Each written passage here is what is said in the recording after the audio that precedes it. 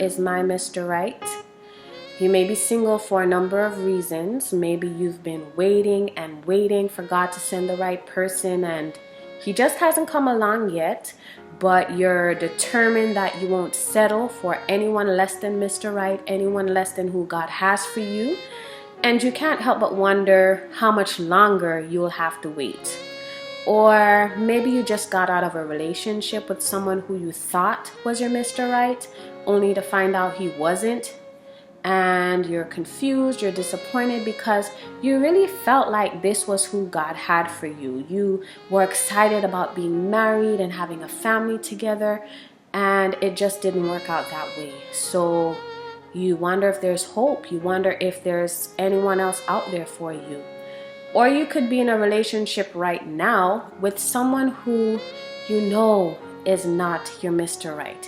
You know this is not who God has for you, but you're still in the relationship. Even though this man doesn't lead you spiritually, even though he's not a man of integrity, even though you question his trustworthiness and you have a lot of question marks about the relationship, you still stay in the relationship. And maybe you're afraid to be single, maybe you're afraid to be alone, so you enjoy the security of the relationship. But you wonder if God has anyone else better for you, or if you should just settle in this relationship. And I believe any of these situations can be challenging for us as women because we long for a lifelong companion. We long for a husband. We long for our own families. We long to share our lives with someone we love and who loves us. And every time we see another wedding album posted on Facebook, or we get another wedding invitation, or another couple gets engaged, or we see another couple walking through the park and they seem so happy together, then it reminds us that we don't have that special someone. And we don't know if that special someone even exists for us. So it can be very challenging dealing with this desire to be married but still be single. And I think one of the first things to consider in this conversation is the fact that not everyone getting married is marrying their Mr. Right. Not everyone is marrying the person God has for them. It's a sad reality, but it's true. Some people make horrible decisions in who they marry. I've personally had people share with me that on their wedding day, they knew they were marrying the wrong person. They knew it was a huge mistake. But the pressure of the family being there and how much money was invested in the wedding day caused them to move forward. And now they're dealing with the effects of that decision even now.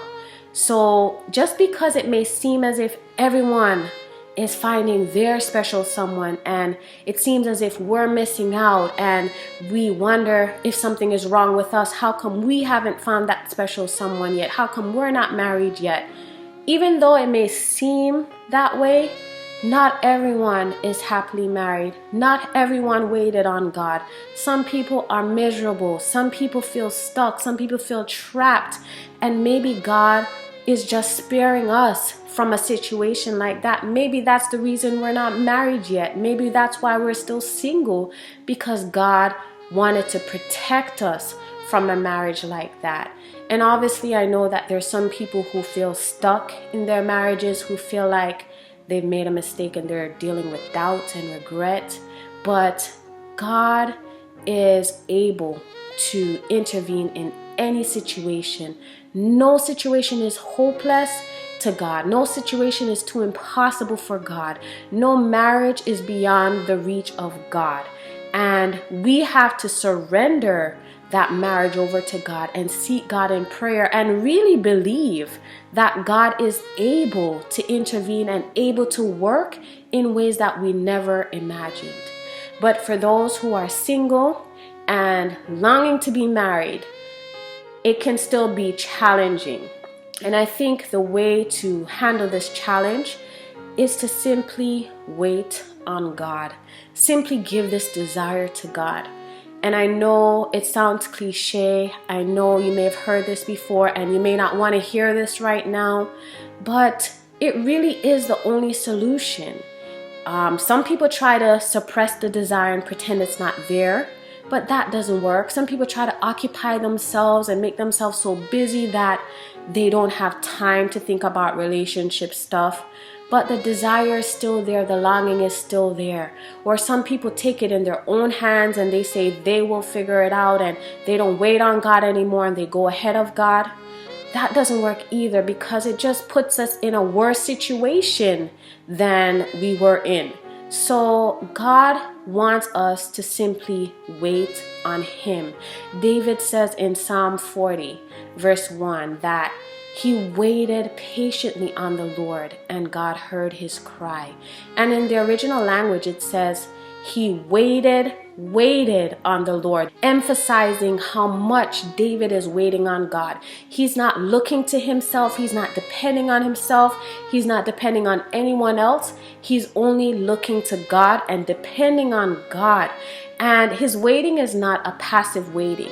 He is actively crying out to God and praying to God and seeking God and bringing his request before God. And he says God heard his cry. And I believe for us as women dealing with that challenge, we simply have to present that desire to God and pray to God and seek Him and let Him know the desires of our hearts and wait on Him, depend on Him, not on ourselves, because there really is no one else we can safely look to in this situation. And I believe as we do that, God will speak to our hearts. He will comfort us. He'll begin to change our thinking and give us hope and give us peace in this situation. I remember for me, one of the first things God was showing me is that even though you feel as if no one is out there, I have people out there. And he used the example of Elijah, who felt he was the only one who was faithful to God. He felt there was no one else out there. And God said, I have 7,000 men who have been faithful to me, who you know nothing about. So even though I felt as if there was no one else out there for me, and I didn't know where this person would come from, God was showing me that I know people and I can send that one person for you at the right time. And I believe timing is another important factor in all of this, because God will not send us the right person at the wrong time. You know, the story is told of a father who had a daughter who he loved to shower with gifts, and this daughter wanted a fancy car for her 13th birthday. But the dad didn't give it to her because he knows that she couldn't drive. And he knows that if he gave her that car, she would ruin it as soon as she got in the car. And I think there's a parallel with us and God in that, because God wants to give us certain gifts, but He knows that if He gives us certain gifts at the wrong time, we'll only ruin it. And He doesn't want us to ruin it. He wants to make all things beautiful in its time. But we have to be willing to go through that process and be willing to let God prepare us. I know there's a temptation for us to just want God to send the person right now because we feel as if we've been waiting for so long and the longing is strong in our hearts and we just want our Mr. Right and we're asking, where is Mr. Right? But maybe the question to be asking is, am I Mrs. Right? Am I ready for the person God has for me? And obviously, you won't be perfect before God sends that person, but there's certain things He wants to develop in us as women to make us ready for the husband He has for us. You know, marriage is not this happily ever after fairy tale that some of us may think it is. Even when God sends your Mr. Right, there will still be challenges and difficulties because two imperfect people are coming together. Your Mr. Right is not perfect and you're not perfect, and we're both under the curse of sin. So we will face challenges in our marriages, and God wants to prepare us for those challenges so that when they come, we'll be able to handle them. So God really wants to bring us through a process where we're seeking Him. The Bible tells us that if we delight ourselves in the Lord, He will give us the desires of our hearts.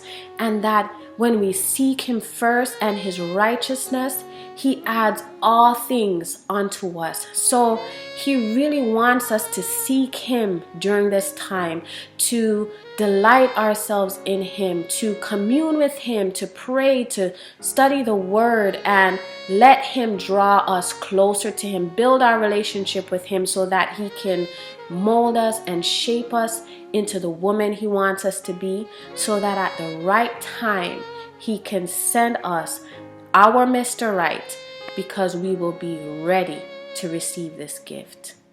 The one I've waited for, my love's design, the one He kept for me until it was time.